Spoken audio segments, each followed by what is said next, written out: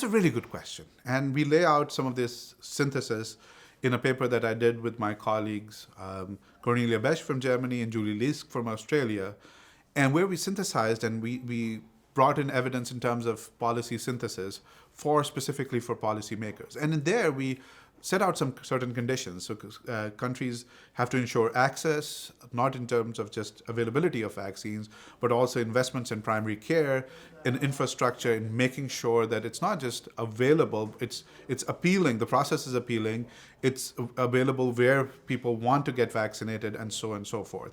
But also monitoring safety and, as I just discussed, a democratic process.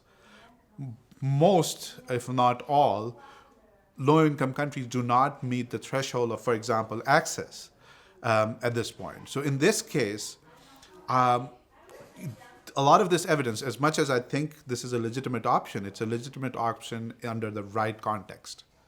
And despite, whether you implement or don't implement a mandate, the punishment, the penalty should never be disproportionate. For example, physical imprisonment should be off the table, irrespective of the society, unless there's a direct, imminent danger to someone, but not, that standard is not met by a generalized outbreak.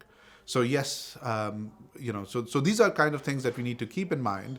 And at this point, most low-income countries do not meet that threshold of having the right conditions for a mandate or a requirement.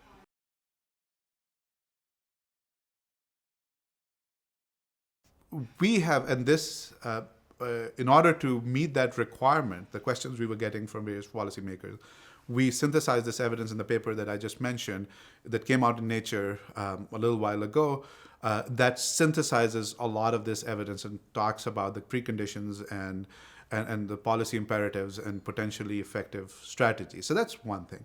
On the other hand, feel free to contact people who are in this area. And I talk to policymakers in various parts of the US and various countries, et cetera, and would be happy to provide input if there's a substantive effort to actually have rational evidence-based policy that is actually going to have impact, and would be happy to share primary data synthesized in a form that can be absorbed and integrated by people who are undoubtedly smart, but not necessarily card-carrying epidemiologists. And so we have done those things to make sure that it can inform policy. And I'm open to chatting with whoever wants to have a rational discussion and discourse around this. You wouldn't ask a cardiologist to make recommendations about national economic policy. So why would you ask a microbiologist for recommendations for vaccine policy?